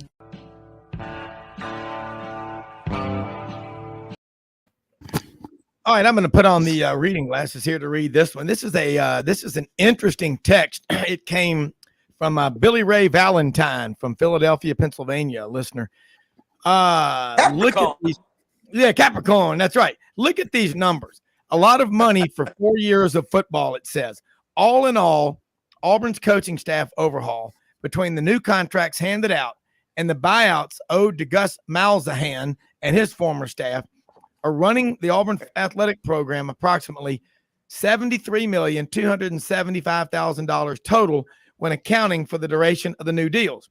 So my question to Billy Ray Valentine is, does that include the buyouts of the Potato Boys and all those guys that will soon be taking the bus back to Idaho? Man, Matt Dean, you know a lot about numbers and budgets and all. What kind of athletic department can handle something like that? I mean, I know the obvious answer is one with a lot of money, but man, you got to be a good steward of the money. If you're asking, you're done. I hope that's coming from individuals, because if you're bringing in money to a big fundraising arm of a university and building up a big cash reserve, and you keep dipping into it to cover up the cat litter in the box, so it won't smell, that's shameful, man. Billy Ray, that's a lot of vases to be juggling. Yeah, that's Yes. a lot of insurance on those vases. Remember, he dropped it, and he said, "What's his name? $5-10?" He goes, "No, I believe we paid $34,000 for it." Right. And then Mortimer said, "Oh, but we estimated it with the insurance company at $50,000." He goes, "You see, Randolph, he's already making us a profit." Billy Ray only dropped one vase. Auburn's dropped two now. That's right. So, Matt Dean, give us the lowdown. No, it's simple. You said it earlier. We've talked about it all day. This time they have to get it right. It's that simple. They have to get it right. I mean, looking back, when I watched LSU play in that bowl game last year, we never dreamed that they'd have a situation like we just experienced this weekend. I mean, this quickly. And Rob, all they are, you saw the heart of that team, the core of that team play their butts off in the second half for Cadillac.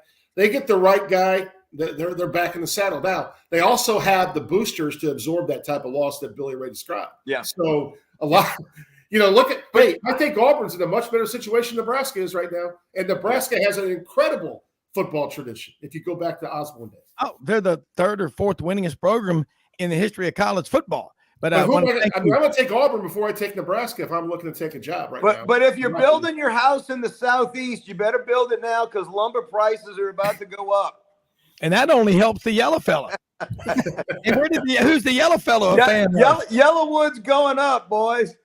Well, maybe that's why Auburn can afford to pay these buyouts. I don't know. But Matt, let's go to Jimmy's thoughts on that.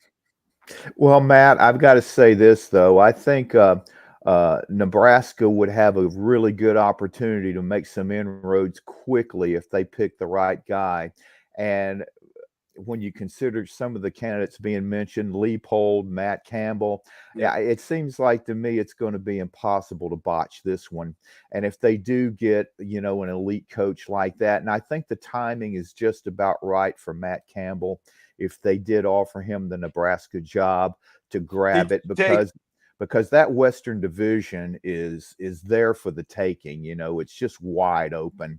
And whereas Auburn, I mean, you're in the toughest division in college football, and I mean, there aren't many Brian Kellys out there, and it would take, I think, 2 or 3 years to be competitive. But if you get the right guy, you got to commit to him, and you can't interfere with him. Let him run the program.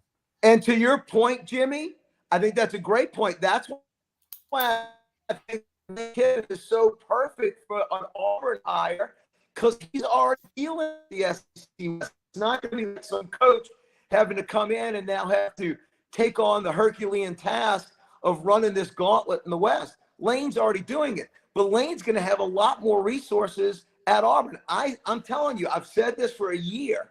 If they got rid of the potato boy, which we knew they were going to do, it was just a matter of time, I think Lane's going to follow the Tuberville path and wind up on the loveliest village on the plains. I'm telling you, it's going to happen. Well, I'll be shocked if it does. What about the freeze warning that was just issued? Liberty goes over to y'all better not hire him. That's a calamity waiting to happen. Well, look, Yancy Porter is going to join us here in just a few minutes from Oxford. He knows Hugh Freeze. He knows him. And I'd like to hear his thoughts about Hugh Freeze, but somebody in the SEC is going to hire Hugh Freeze. Okay. His past indiscretions and all, we know about him, but the guy wins everywhere that he goes. But if you look at the numbers, and these are compliments of Stat Tiger, Stuart Carter, the numbers, offense, defense, everything, offensive numbers, when you compare Hugh Freeze's time at Ole Miss to Lane Kiffin's, Kiffin wins, I believe, in every category. So and we know that, Freeze is a recruiter. He's a hell of a recruiter. My question is, would he take a call if John Cohen, Auburn's athletic director, who just came over from Mississippi State, were to call him? Wasn't John Cohen there when all that going on with Ole Miss and Mississippi State and that investigation, and all of a sudden Matt Luke is your interim coach? And I think people have forgotten. Before Freeze would say hello, he would say yes. I agree. Well, I'm just curious if he would take the call from Cohen. I didn't say would he take the call from the yellow fella or Tim Cook or some other Auburn booster, but that's something to think about. The people who are really hiring it. Yeah, because the real people, that's right. That are, but look, hey, Alan Green, Matt Dean went out on his own and met some guy he met in a hot tub when they were on a family vacation or at the poolside or something, and brought him in there. And the potato guy, I don't think Brian Harsin smiled.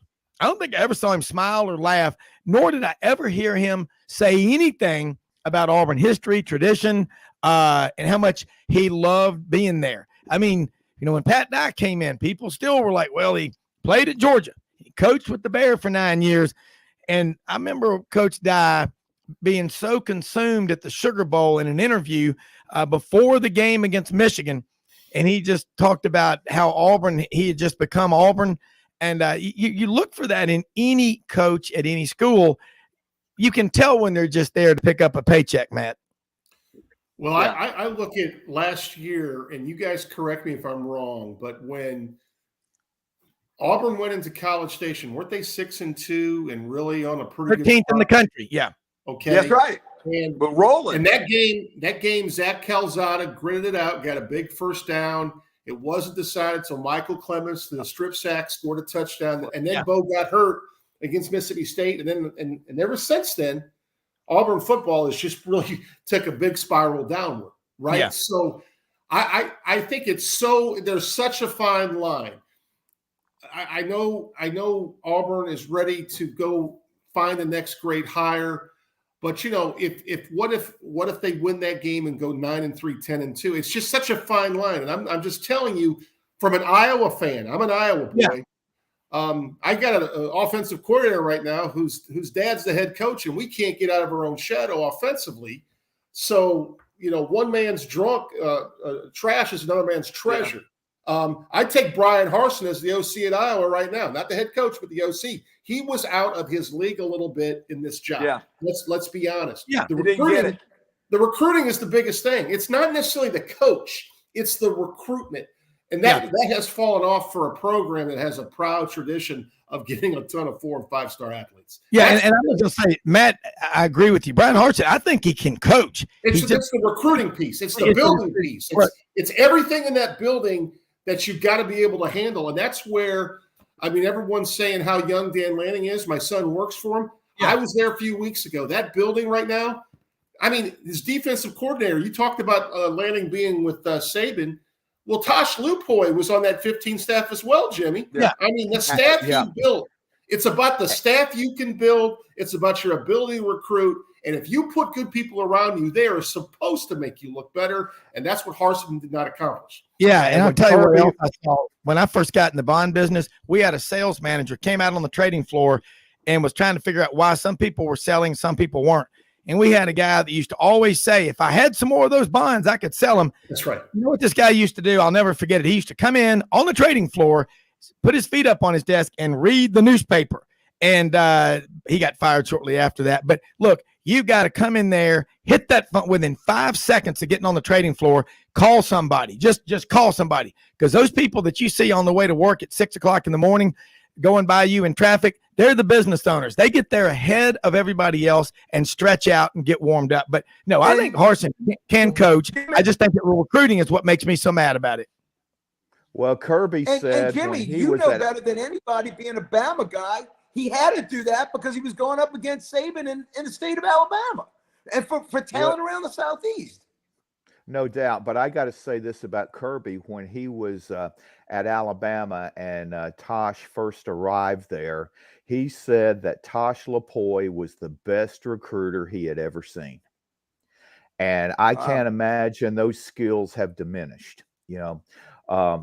And again, you know, it's evaluating coaching talent, and the AD, if he's not skilled at it or hasn't had a great track record of hiring coaches, you find people that you know around the country that do, and use their knowledge as much as possible in making, you know, your decision on who you're going to bring in. Because you're right, Matt. Auburn can't mess this one up. But I will say that when Yancy comes on, he's going to be the first to tell us that Kiffin already is making $7.7 million at Ole Miss, and I will promise you, he's going to say they're going to be willing to up it to 10 to 12 million per to keep him. I would not be surprised by that one bit. Yeah. You know who I would love to have in the business office, athletic administration, as a bursar or the controller? Is that guy to my right, left? I can't see, Matt Dean, because he's from Iowa. He's practical. He's got common sense, and it's in his DNA. But you got to take chances. You got to spend money. You know, it takes money to make money, but somebody needs to call the bluff on one of these coaches, because what agents will do is put your name in the mix. Yeah. If you're in trouble, or there other clients of theirs. And you know what? Lane Kiffin, it's a win-win deal either way on this Auburn deal. If he stays at Ole Miss, he gets more money. If he goes to Auburn, he gets more money. I mean, how do you want your million, in 20s or 50s, Matt? But he gets more resources at Auburn. Yes, he gets the same amount of money, the more resources. I don't know about that. I mean, I'm just saying, Neil McCready wrote a great article on one of the Ole Miss sites recently. He said, historically, is the Auburn job better than Ole Miss? He said, absolutely. Head over heels, knees, lips, shoulders, eyeballs, hair follicles. Yes. Right now, it's debatable. Now, again, it's just, that was before Harsin was fired. So it's just an interesting thing. But look, I'm trying not to be biased. I'm an Auburn grad, and I've got a son that's third generation. I love the place, but I'm looking at it objectively. If Auburn doesn't get it right internally, they're no different than the establishment. You got to have some new blood in there and start looking at things like your opponent. That's what Pat Dye did. He knew how Georgia attacked Auburn. He knew how Alabama attacked Auburn. That's why he was so successful in Auburn attacking them. That's just my take. Well, one other thing, because I've been an AD that's hired a football coach before at the college level, albeit not the Power Five. I got to believe when John Cohen was talking about his candidacy for AD, he has a short list about who he wants his next head football coach to be. And he obviously sold the president that he could get that person there. So I think we're going to find out soon. Yeah, it is. Matt, look, I know you've got to get going. Thanks so much for hanging on with this. Is fun, man, having you on here. And I mean, I'm Matt, and I know, Frank, if you can stay on, Yancy's going to be on. But, Matt, if you got to go, you got to go. If not, stay on here with us. I am where's Paul Lynn and Jonathan Winters on Hollywood Squares? But I love this format that we're doing. But, man, John Cohen did not do anything. I tell you one thing that's going to benefit, I know. Butch Thompson and John Cohen are close. Yep. Butch coached on his staff for 6 years. I look for Auburn baseball to have a 25,000 seat stadium. I'm kidding. I mean, but John Cohen knows how important baseball is. And I couldn't be happier for our friend Butch Thompson from Amory, Mississippi. It's going to be interesting, but got to get that football hire. Absolutely got to get that football hire right. Want to say something real quick too, Matt, Jimmy, Frank, everybody out there. We have a lot of listeners all over. Georgia Public TV tonight, 9 p.m. Eastern will air Sewanee 1899 Unrivaled. Our friend Norman Jetmanson and David Cruz spent 6 years on this documentary about Sewanee's 1899 team that went 12-0, won 5 games in 6 days. You can also order it. Go to Sewanee1899unrivaled.org. The DVD, it's a great gift for Christmas. It's a great gift any time of the year.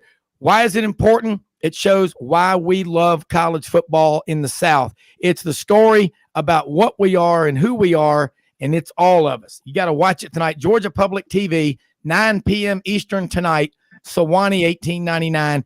By the way, a charter member of the SEC, I might add, Matt, and by law of the original documents of the SEC, they can come back anytime they want to. I'm just saying, if they want to come back, Frank, Jimmy, Matt. Hey, Matt,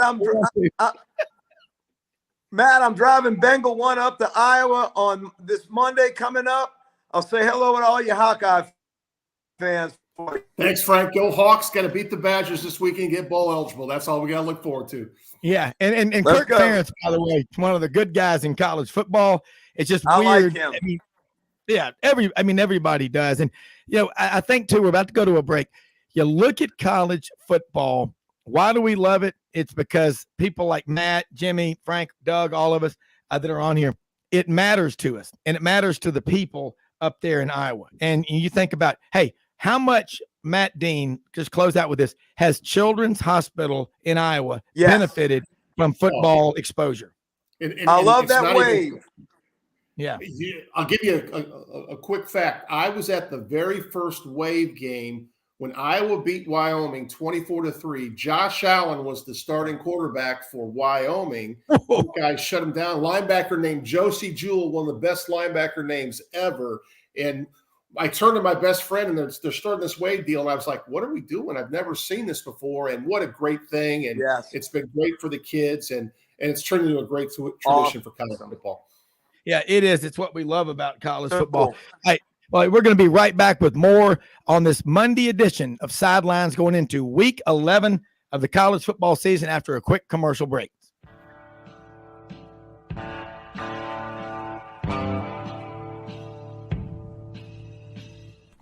Red River Ford and Toyota, located in Wynne, Arkansas. If you're in the market for a new or used car, truck, or SUV, call, go online, or drop by and see them. Located 45 minutes from Memphis, go off the 4-city exit on I-40 and go north about 15 minutes on Highway 1. Easy to work with and still believe in customer service. If you live out of town, they will deliver your vehicle to you. RedRiverFordToyota.com. Just see what they can do. Strengthen your seed zone this spring with quality tillage equipment from House Industries. Located in Cherry Valley, Arkansas, House Industries specializes in manufacturing superior equipment that will minimize your downtime and keep you working in the field. To ensure the highest quality control, all design, fabrication, and testing takes place in a 99,000 square foot manufacturing facility located right here in the heart of the Delta. Locate your nearest House equipment dealer online at houseindustriesinc.com. House Industries, breaking ground. Sidelines with Rob Browne. Talk sporty to me.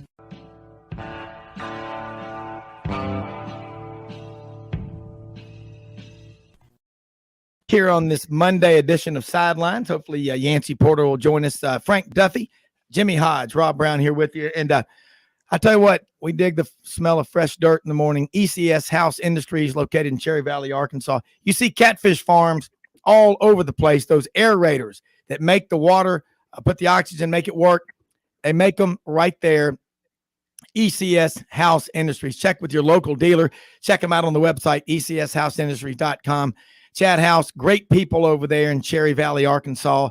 They're in a small town, but they got global reach. They are incredible company. Also, May Veterinary Clinic, Tuscaloosa and Northport since 1964. If you got a dog or a cat, any kind of critter, they take care of them. They're the best. You go there, get started with them. They are committed to taking care of your dogs, cats, and all other critters. Dr. May, we got a hungover tiger that needs your help. Yeah. Hey, by the way, my friend Boyd's father, Scrammy Wade, used to always cook a filet, 2 minutes on each side. It was just dripping blood red. A friend of his one time said, Scrammy, how do you eat that thing, man? He goes, you ever seen a sick tiger? Think about that. I was like, yeah. And he ate a baked potato and a glass of red wine with it for like the last 14 years of his life. And a very, very happy man and great guy. I love the man. All right, let's get going here. Frank, Tanner Smith, one of our members of the Cherry Farm, sent a picture. He FaceTimed us yesterday. He's one of our young members from Lake Charles in the hunting club. His uncle works with us, and he was down there. Oh, yeah, you're going to love him. He was down there at the game. We looked at him yesterday. It looked like he'd had a frontal lobotomy and all the blood. I haven't seen a hangover that severe. Well, I got to tell you, it was some of the best tailgating we've ever done before that game. It was off the charts good. I must have been at 10 because I didn't bring the RV this trip. I just drove to the apartment here where I'm at in New Orleans right now. Went up the day of. I must have hit 10 tailgates. It was an incredible time. You know, the rain came through and it swept through early. So it was a beautiful day. The food was incredible. The drinks were flowing. Dude, it's when Bama comes to town, it's showtime. And everybody was informed, and that was just the appetizer for the main course in Tiger Stadium. But when I left there, I didn't go down on the field. I'm too old for that sort of stuff. But I will tell you, the entire place, you could not see any stretch of grass from where I was sitting. It was wall-to-wall people, and it just spilled out. The tailgates went on late into the night. I didn't leave the parking lot till 1 o'clock. I didn't get back home here to New Orleans until 3 o'clock in the morning, and that was with the benefit of the time change. I even picked up an hour. So, no, it was an incredible time. So, the fact that my buddies from Lake Charles were hungover, that does not shock me one bit, Rob. Yeah, the video that they sent us was from a gigantic tent. It looked like something from a White House inaugural ball. It was ginormous. Oh, man. And I don't think MJ asked him, said, when did you go to bed? And there was never a response because I don't think he ever did go to bed. But let's switch gears, Jimmy and Frank. We hadn't talked a lot about it. And there are two things, Georgia, Tennessee.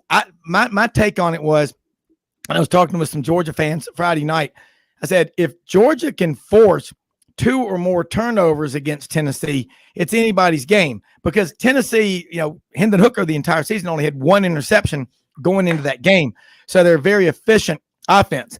But I said, Tennessee, and like Bob Kessling was on with us Friday, the voice of the Tennessee Vols, they do like to run the ball a lot. Georgia is so good. What they did, and Kirby, we talked about it, the master motivator, they used that us against the world. Well, we were number 1 last week. We're number 3, and Tennessee's number 1. We'll show them, but that's life on the road in the SEC. But the other thing was, I saw a Tennessee fan put out, we play that game again and it doesn't rain. And I said, wait a minute. I know I'm not a meteorologist. I don't pretend to be one, but it rained on both teams. When you start making excuses after a loss, there's no excuse for that. You got beat, and it wasn't as close as the score.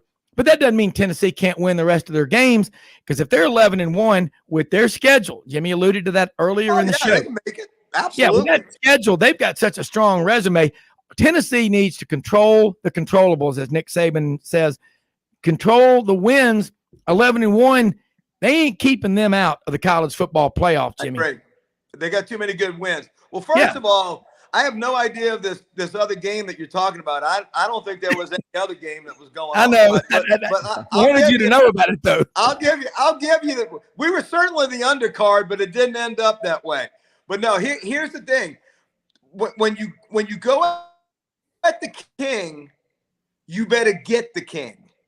And that's what Tennessee didn't do. They ran their mouth. They were smelling their own ink press clippings. And let me tell you something. Georgia was just sitting there waiting. Jimmy and I had a conversation after the show on Friday, and I told him, I said, at first blush, after Tennessee beat Kentucky, I was so impressed by that win that I was like, you know what? I got to take them plus the points, and I'm going to take them on the money line. I was almost giddy to go out. And when the line moved down from 16 to like 13, and then it kept going down. And I saw, Rob, on my sports betting app that 92% of the public was on Tennessee. I was like, that's the biggest frat bet in the world. I was like, I'm staying the hell away from that game because Georgia is just sitting there. And Georgia is as strong as they were last year, if not stronger. I mean, the defense might be a tick less, but I think the offense was playing better. But Georgia was just listening to it. And it wasn't just last week they were listening to it. They were listening to it for several weeks leading up. And Georgia's just a talented football program. Kirby Smart is one hell of a coach. He is building a monster there in the East. So no, Tennessee, you got some more to do. But yes, Tennessee absolutely has a great shot. It'd be like Alabama getting in when they didn't make it to Atlanta with the one loss, Atlanta with their one loss. They still got in the college football playoff. I think Tennessee has a great shot of having that happen. And it might even be an easier course not having to beat, us or Ole Miss or Alabama, whoever finally comes out of the West. Well, I'll say this. Last week, we used the old adage that Jimmy Ott always talks about when he's on the show from Baton Rouge. There are a lot of tall buildings in Las Vegas for a lot of reasons. Right. And I talked about the technical market analysis that I would always hear from Al Goldman on the stock market. Everybody can't be right at the same time. And we were watching all the money coming in on Tennessee. And my good friend John Vogel, Julius, the odds of March 15th, was telling me, he said, Georgia is going to lay the wood to Tennessee. And his prediction, I'm looking right at it, was Tennessee. He picked that game last week. He said, Bobby Lee, it's going to be Georgia 34, Tennessee 16. And he said, I'm not saying Tennessee's not a good team. He goes, it's just the perfect storm for Georgia. Everything's playing into them. And yeah, they had not been challenged like they had in the first game, we thought, when they beat Oregon 49-3, but they were ready for the challenge. But the stat that kind of made me think Tennessee could win was they only had 10 sacks on the year, and they got 3 against Florida, so that made it 10. But, that was very telling. But what happened was Georgia came out and imposed their will on Tennessee, and Tennessee was not able to respond. And I think Kirby is a phenomenal motivator. When the people say he can't coach, you're an idiot to say that. This guy's very likely going to be playing for his 3rd national championship in his first 7 years. There is no football coach in America that has the talent, 250 plus Division I players a year coming out of the state of Georgia, where basically he has no in-state competition like what Kirby Smart has at Georgia. You think Alabama's got it good? Yeah, Auburn's normally competitive for recruits. Last couple of years, they really hadn't. I think that's about to change. But, man, it's scary what's going on at Athens, Jimmy. And you could tell something was up when Kirby, I guess early in the week, implored the Georgia fans to not only show up, but after the game, have trouble speaking because their lungs were going to be sore. He wanted that kind of noise for the entire ball game. And it was very reminiscent of last year's game when Arkansas came to the Hedges. I think on their first 3 attempts to run a play, they had false starts because of the noise of the crowd. And this happened to Tennessee. I think they had 8 or 9 false start penalties. So playing in Athens, when Kirby gives the signal to the crowd, you could really have some problems. And I mean, Georgia was on their A-plus game. But Frank, I got to ask you about this game in Fayetteville Saturday. You've seen a lot of betting lines that have been set. And have you ever seen a situation, or it has to have been a long time, where Arkansas is coming off a really tough 2-point loss to Liberty? They were down 21-3 at the half, and they held that explosive Liberty offense scoreless, in the second half, and were stopped on that 2-point conversion. Actually, we couldn't tell because the Arkansas receiver kind of blocked the goal line, but the official had a dead look at it. So whichever way it was called, you couldn't reverse it. But to come off a loss like that, and yet Arkansas's only a 3-point dog at home against LSU, what do the Vegas guys know that we don't? I think they have a lot of respect for what Arkansas has built there. I think this is a very dangerous game for LSU. Extremely dangerous. I've told all my buddies, they're because Ron and I live in Atlanta in the North Georgia mountains, and I'm already starting to get requests for time on the futon and the guest room, and I'm telling everybody, slow your roll, folks. We got to go up to Fayetteville, and that's no easy task. And again, I think it helps that we're the road team in an early start. But still, you've got that early start. Arkansas is going to give us everything. And look, you saw Alabama was the better team when Alabama went and played Arkansas. And Alabama got up on them. Arkansas didn't go anywhere. They played tough that entire game. And it wasn't really until Alabama actually pulled away from them. No, make no mistake about it. I think the fact that Arkansas is only getting 3, that shows you Vegas knows that the Sharps know how tough that is. That's a snake pit to go in and play in. And Arkansas and LSU, they love the playoffs tough. Don't forget our national championship year of 2007. The reason we won the Natty with 2 losses, McFadden and them came in and beat us in Tiger Stadium when we thought we were being crowned after beating Alabama on the road, John Parker Wilson and Alabama in Saban's first year. Arkansas came in and laid one on us. So LSU has great respect for the Pigs. Let me see this. They'll have our A game. Frank, the 2 things. Arkansas was a 14-point favorite at home over Liberty. My initial first thought was, I don't care. Liberty's hot. They're going to win this game. And I went against my better judgment. And I picked Arkansas. And I say that because when I bet games, and I'm not some, Joey the Knife or Vinny the Weasel, bookie guy, exit 95 in New Jersey. Tony Bag of Donuts. But yeah, Joey Bag of Donuts. But I try to say, I don't care where the game's being played. I'm just thinking about what I think the matchups will look like on game day.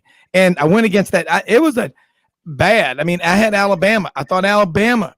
I said they'll win. Of course, not like they got beat 42-0. It went down to literally the last play in overtime, but you knew that would be a close game. This Arkansas game, it's intriguing. Only a 3-point line in Fayetteville. It's the 11 o'clock game. But again, guys, if you're betting on this game, I like LSU as a road team. Like I've always thought the visiting team has the advantage. And Arkansas right now, they're frustrated.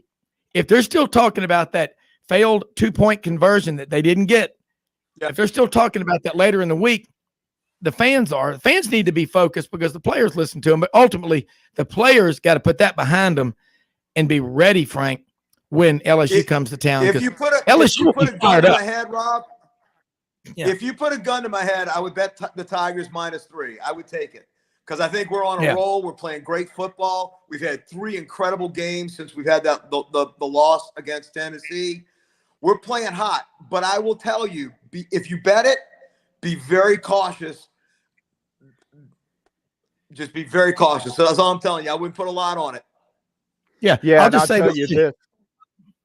No, If I tell people you have this, twins, Frank. nobody would ever have a second twin if they were having letdowns, because the first kid would come along and they'd say, I'm done. A win propels you to more wins. The myth of a letdown because you had a big win is you're an idiot if you buy into that. Jimmy, go ahead. Jimmy, what were you Frank, saying? I'll tell you this. I don't think Arkansas would care if they were playing this game at 8 a.m. Yeah. They are going to be ready to give their A+ performance because I think they actually gained some encouragement from the way they played in the second half against Liberty. They shut them down, and they showed they were going to play for a full 60 minutes. And with Jefferson at quarterback, You always get 60 minutes.